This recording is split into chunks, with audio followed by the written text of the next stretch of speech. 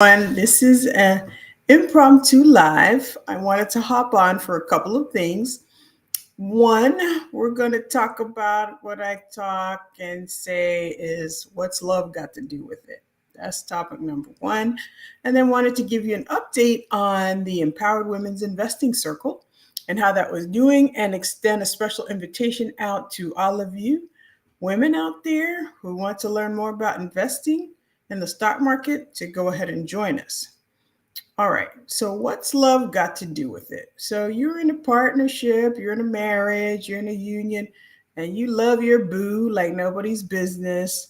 And you love, your mate, right? You love your spouse, you love your partner, and you want to share everything with them. And you want to, commingle your monies and do what you need to do and trust them with everything that happens with the money and trust them to guide the money.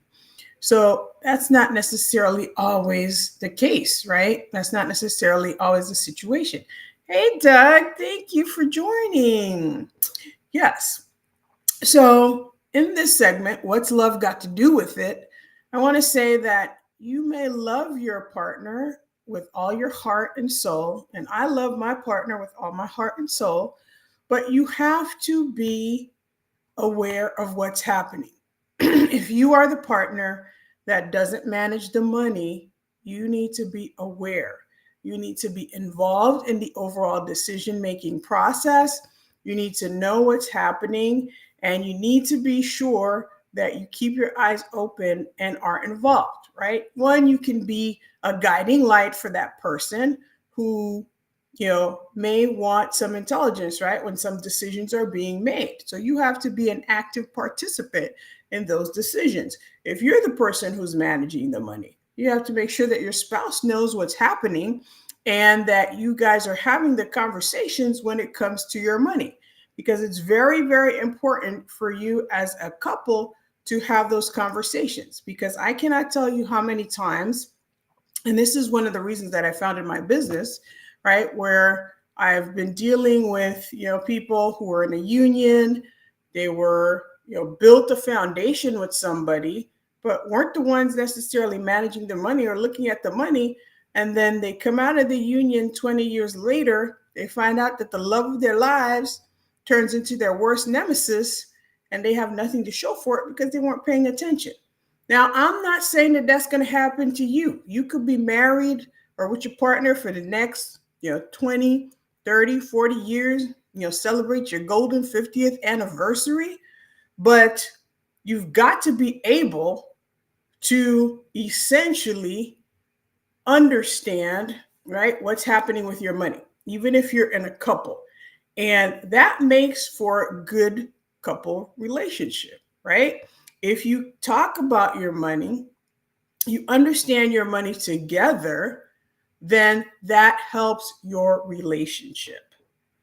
Number two is, besides knowing what is happening with your money, so not turning a blind eye and saying, hey, your spouse or your partner is going to handle the money. You want to be able to understand and know what's happening, because God forbid something happens to your spouse. If he or she's that person taking care of the money and something happens and you don't know about it, then where are you left with? You could be losing out on money. There could be sources of funds that you don't even know about. So it's very important for you to know what's happening with your money as a couple, whether you're the one managing the money or not, or you're doing it jointly. That's number one. Number two, to help foster a better relationship with your spouse and money, you should have common goals. And my mother-in-law actually is the one who always told this to my husband, is that to have a good marriage, or part of a good marriage is, hey, everybody, hi. I see everybody's watching. So part of a good marriage is having the communication and having goals that you work towards together, goals that require money. So when you actually decide, hey, I have a goal, for example, to buy a house, then the two of you are working towards that common money goal, and you're saving, you're putting money together, and you're understanding what needs to happen to make the goals become a reality. So having goals together as a couple, goals, big money goals, that's important because that helps nurture your relationship because you're constantly talking about how you're going to reach those goals. If you want to buy that house, if you want to buy that property, if you want to take that trip, right? Everybody's, moving to the beat of the same drum. So that brings you together as a couple, understanding that you have goals together, things that you want to do together to accomplish. So that's number two. Number three thing that I want to say about love and relationships and money and companionship is that it's okay to have separate accounts. Now, depending on, your school of thought, some people say, well, if we're married, everything needs to be commingled together. We share everything. Everything is together. There is, easy all access to all monies, right? That's one school of thought. One other school of thought is that, okay, we have separate accounts. So, and then some people have a combination of both, separate, joint, some together. Hi, I'm Ellie. Hi, Rebecca. Hi, everybody. Thank you for listening in. So if you are, a couple, you can have joint account, separate account, or, a combination of both. I myself, as a married person with my spouse, we have a combination of both. I have my separate accounts. He has his separate accounts, but we also have joint accounts together. But even if I have my separate accounts and he has a separate account, we know what's happening in those separate accounts, right? So we know what's happening in the event something happens. He's, my beneficiary. I'm his beneficiary. And so we know what's happening, but we still have separate accounts. I mean, I got married pretty late in life, I like to say, in my 30s. So, I already had accounts on my own. So we've developed a system that works for us. He pays certain bills, I pay certain bills, and then we come together. Or I give him money to pay certain bills, or I pay certain bills, vice versa. So you've got to find, as a couple, the system that works for your money.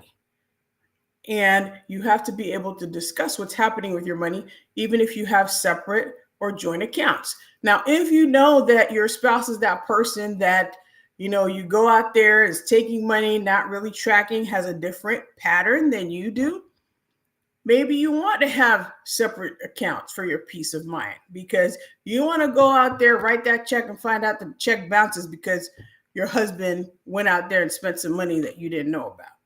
Sometimes having a separate account may actually be, more peaceful, gives you more source of peace and is better for your union because then you don't have, all of the arguments that come with people who have different spending patterns. So it's okay to have separate accounts.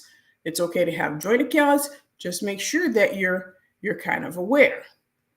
Number 3 point is that you have to be able to educate yourself, right? So if you don't know much about investments, and let's say your spouse knows a lot about investments, understand a little bit about it. You don't have to go be that person that's out there choosing the stocks for your overall portfolio if that's not what you want to do.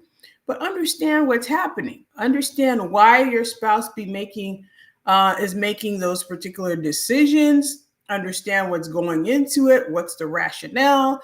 What is he or she trying to accomplish?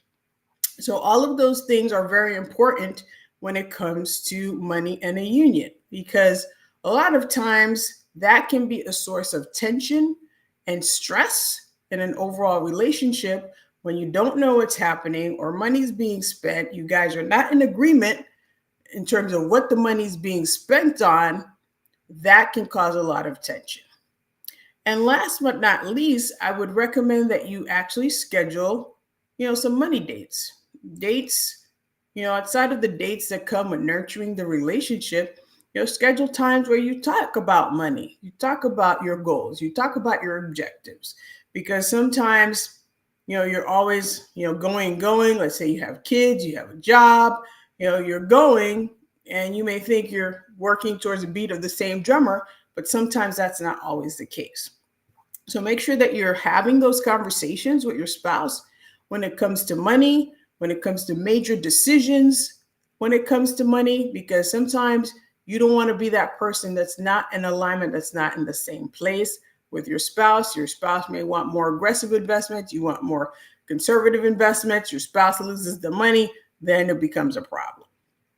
So sometimes you have to consider more than love in the equation when we're talking about money. All right. So I hope that you guys appreciated that and took away some nuggets there.